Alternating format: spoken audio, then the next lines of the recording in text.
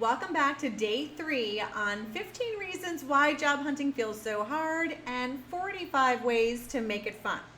I'm Tammy Alvarez, the creator of the Career Winner's Circle, and one of the biggest things that I find my clients are struggling with when they're looking for a new role is the fact that they don't have time.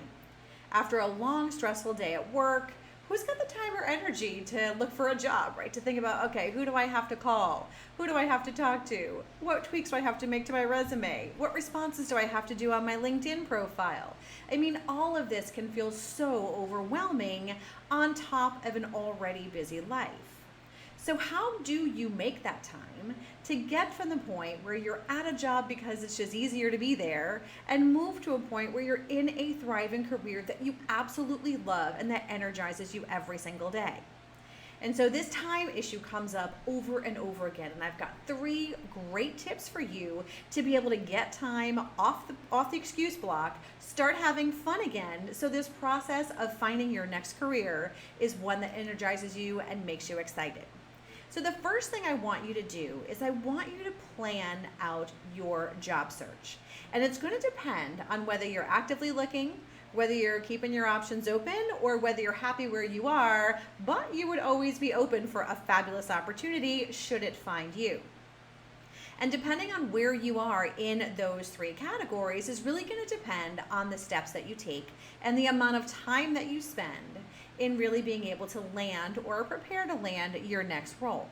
And so what you want to do is you want to make sure that you've got a very, very specific plan. So do all of your hard thinking up front. You want to figure out, okay, so how much time am I going to need to spend on my resume, on LinkedIn? How much am I going to want to fire up my network? How current are my relationships? How useful are my relationships? And how much work am I going to have to put into that?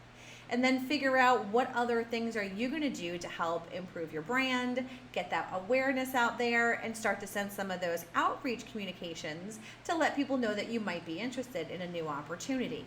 Because when you sit at your computer and think, what do I do next? Of course it's going to feel hard. It's going to feel crazy hard. But when you actually look at it like a project and say, I'm here, I want to end up here. Here's all the steps that I need to get done in between now and then chunk that out into segments of time so you know exactly what you have to do. You don't have to do any thinking. You're in full execution mode. That's a great way to save time and not waste time on all the shiny objects that are out there.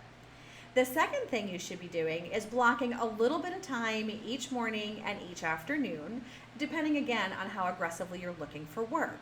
Because one of the soul-crushing elements of job hunting is the fact that you never feel like you're turning it off. It's always in the back of your mind. You're always looking for your emails. Did I get a response? Did I get a rejection letter? And you're never away from it. And that's really the part that makes it exhausting. So if you just commit saying, okay, again, depending on where you are, I'm going to spend 10 minutes or an hour in the morning, and I'm going to spend another 10 minutes or an hour in the afternoon, and then shut it off. Just walk away, because I guarantee you, if your perfect job opportunity pops through your email midday, it will still be there in the afternoon. So give yourself the gift of mental space, and don't be focused on this 24/7, because it will drive you crazy. And then the last thing I want you to do is to visualize success and put reminders about that everywhere. So when you land that job, what does that mean for you? Does that mean more time? Does that mean more toys? Does that mean more influence, more impact? You can give back, more philanthropic. So what is your big upside? Why do you even want to do something like this? And then put those visual cues everywhere. Because when you see where you want to end up, it's amazing how fast you find time to get that done. And we all know that we're super busy, but when it comes to something that's important, we make time, we make space in our lives to make this happen. And so by having those visual cues around is really one of the ways to keep it top of mind and to stay excited about why you're doing what you're doing.